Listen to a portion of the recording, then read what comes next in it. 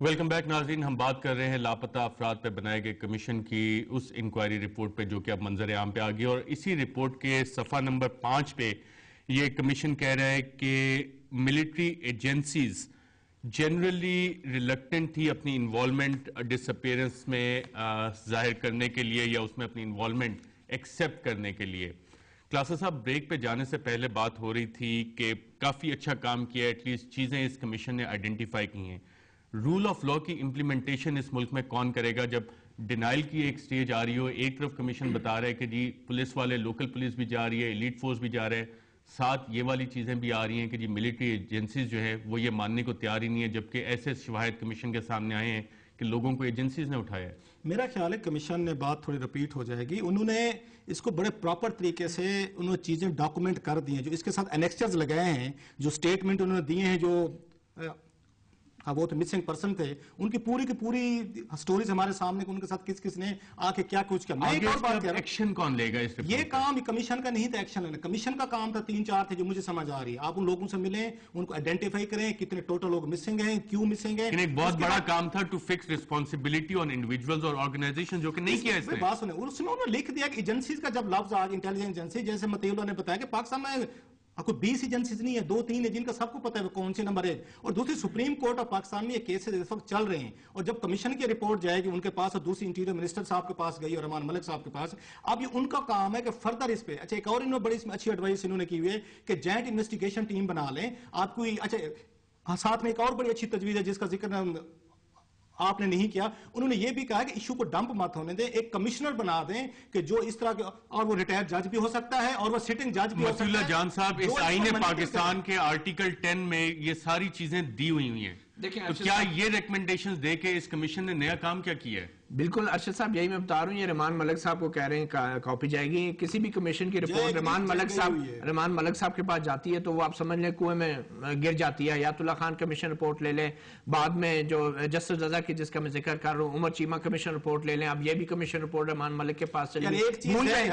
देखें, मैं आखिरी बात क्लासा साहब ने मुआवजा का जिक्र किया, कितनी अफसोसनाक और शर्मनाक बात है कि इन लोगों को मुआवजा दिया गया और उसमें कहा गया है कि हमने मुआवजों का तयन जो है हुकूमत की माली हालत को मद्देनजर देख के रखा गया है। कितनी शर्मनाक बात है कि फाइनेंशियल बर्डन की बात कर रहे हैं। आई थिंक इस रिपोर्ट का जो नतीजा निकला है, this commission was a burden on the national exchequer, और इसने कोई ना तो रिस्पांसिबिलिटी फिक्स की है और ये मुआवजा देकर लोगों के मुंह बंद करवाना चाह रहे हैं, दुनिया को बताना चाह रहे हैं कि हमने मामला हल कर लिया है। और आइंदा ये रिपोर्ट जब सुप्रीम कोर्ट में भी जाएगी, मुझे कोई सुप्रीम कोर्ट से भी उम्मीद नहीं है, क्योंकि बहुत सारे ऐसे मराहिल आए सुप्रीम कोर्ट में भी जब सुप्रीम कोर्ट एक्शन ले सकती थी, उसने नहीं लिया। अब ये एक और किताब छप गई है, क्लासा साहब एक और किताब मजीद छाप सकते हैं इस पे सारी तहकीकात करके, लेकिन इसके ऊपर अमल दरामद मुझे इस पे चांस दीजिएगा। मेरा आखिरी ये आपके कंक्लूडिंग है।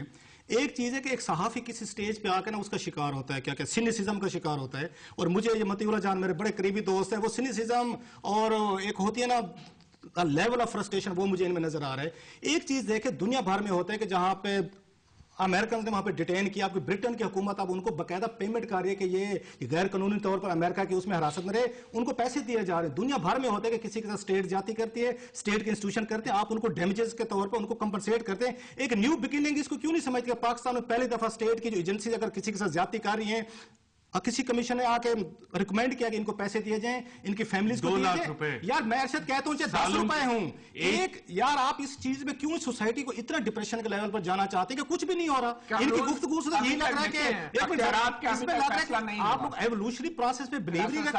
आपके आइन का आर्टिकल 4 और आर्टिकल 10 कौन से आर्टिकल की बात कर रहे हैं साहब? हजूर, ये आर्टिकल के साथ जो कुछ होता रहा इस मुल्क में, और एक लम्हे में एक आते 111 ब्रिगेड के 4 फौजी आते हैं आपके पीटीवी पे कब्जा करके, ये आपका आइन आपका। इसलिए वही लोग थे जिन्होंने वो जो 111 ब्रिगेड की मदद से जो जर्नैल आया था, लोगों ने सड़क पे आके उसको निकाला। और उसी को लोग अपने राइट्स जो इस आइन की किताब में दिए गए अगर उसको रियलाइज करें, तो वही 111 ब्रिगेड जो है वो लोगों की मावनत के लिए आती है, किसी डिक्टेटर को लाने के लिए नहीं आ सकती। मैं बड़ा होपफुल हूं इस कमीशन की रिपोर्ट पढ़ के कि पहली दफा आपके महमूद रहमान की कमीशन की रिपोर्ट नहीं छपी थी, आपके भारत में छपी, वहां से हमारे पास है, आपकी रिपोर्टें सामने आना शुरू हो गई है, डिबेट होना शुरू हो गई है, क्वेश्चन आके इस पे उठाए जा रहे हैं, आप प्रोग्राम कर रहे हैं, हम बहस कर रहे हैं, ये बिगिनिंग है। आके स्टेट को कहा जा रहा है कि आपने लोगों के साथ ज्यादतियां की हैं, उनको कंपनसेट करें, ये न्यू बिगिनिंग है।